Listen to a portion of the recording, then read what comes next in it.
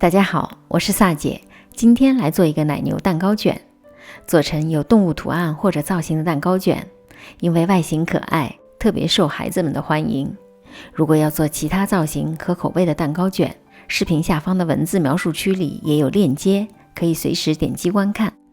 先准备4个大号的鸡蛋，大约60到65克左右，分离蛋黄和蛋白，常温和冷藏的鸡蛋都可以，冷藏的鸡蛋更容易分离蛋黄和蛋白。蛋黄里倒入牛奶，搅拌均匀，再倒入植物油，不断搅拌2到3分钟，充分的乳化，油水完全不分离。分2次倒入过筛的低筋面粉，不要用力搅拌，用 Z 字的方法混合，见不到干粉。不少人用先面粉后放蛋黄的方法也是可以的，并不影响成品蛋糕的效果。混合好的蛋黄糊应该是顺滑流动的状态。加入少量的香草精华，去除鸡蛋的腥味儿。分出25克的蛋黄糊，加入少量的可可粉，用来制作奶牛的花纹。由于可可粉比较吸水，所以蛋黄糊会相对比较厚重。这时开始预热烤箱至160度，在蛋白里倒入少量的柠檬汁，可以让蛋白霜更加的稳定，不容易消泡。也可以用塔塔粉或者白醋来替代。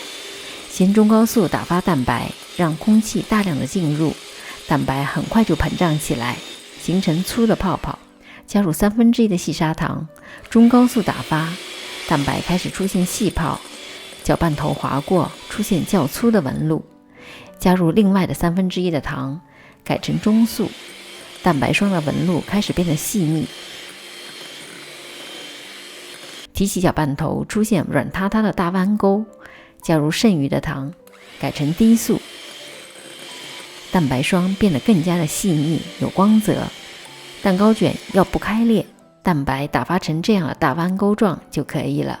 记得最后一次加入糖之后，低速搅拌，随时举起搅拌头来观察，以免打发过头。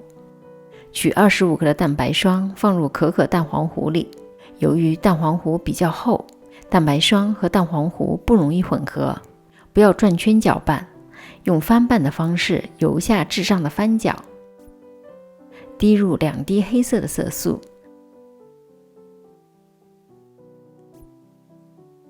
等蛋白霜和蛋黄糊完全的搅拌均匀，就是这样黑色的蛋糕糊，可以用来画奶牛的花纹。准备好一个28厘米宽、3厘米高的方形烤盘，垫上这种油布，可以让底部的花纹更加的平整。黑色的蛋糕糊放入裱花袋，用口径小于1厘米的裱花嘴，在油布上画出不规则的奶牛花纹。蛋糕糊要稍有一定的厚度，这样做出来图案就会更加好看。轻震1到2下，放入烤箱中层，烤4到5分钟。趁烤制的这几分钟时间，混合剩余的蛋白霜和蛋黄糊。为了防止蛋白霜消泡，低速搅拌几秒钟，确保蛋白霜没有出水或者软化。取1/3的蛋白霜倒入剩下的蛋黄糊里，同样用翻拌的手势由下至上的翻搅。等搅拌均匀了，倒回蛋白霜里。这个翻拌的过程，如果操作不好，就容易消泡或者搅拌不均匀，形成布丁层，直到见不到一丝的白色。4到5分钟之后，奶牛花纹烤好了，轻按一下表面，基本不会沾手就可以了。放凉2到3分钟之后，倒入蛋糕糊。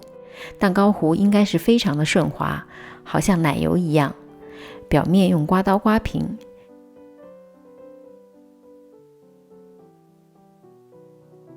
轻震1-2下，去除蛋糕糊里面的小气泡。放入烤箱的中层，烤23分钟。蛋糕膨胀到和烤盘差不多的高度，调至170度，烤5分钟，表面上色。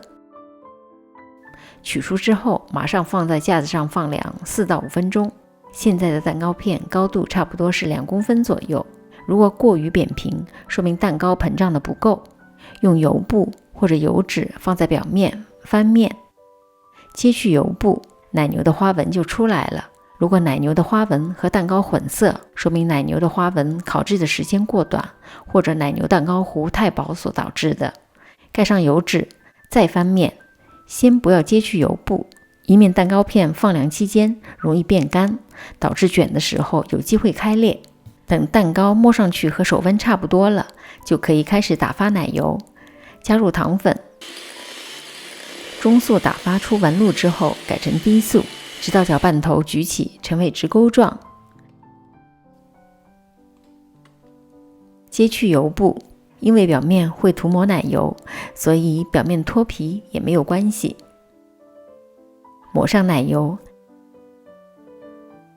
两侧的可以稍微薄一点，以免卷的时候奶油被挤压出来。铺平之后，卷起，借助擀面杖，一边将油纸往外拉，擀面杖向蛋糕的方向压紧。关于蛋糕卷开裂的几个原因，在视频下方的文字描述区里都会有详细的说明。放入冰箱里冷藏1个小时之后，取出切成一小段。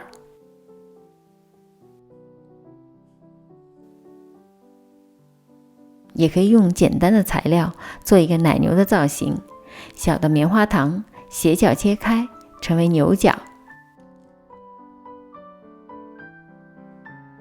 彩虹棉花糖当成奶牛的鼻子，巧克力豆当眼睛，用剩下的奶油挤出眼睛的造型，食用色素笔画2个鼻孔。虽然不是太像奶牛，但是还是蛮可爱的。大家也可以在家跟着做，然后发作业到我的 Facebook。 我是萨姐，如果您喜欢我的视频，离开前别忘了点赞、订阅和按下小铃铛。有问题也可留言给我，其他视频请进入萨姐南腔北调观看。我们下集再见。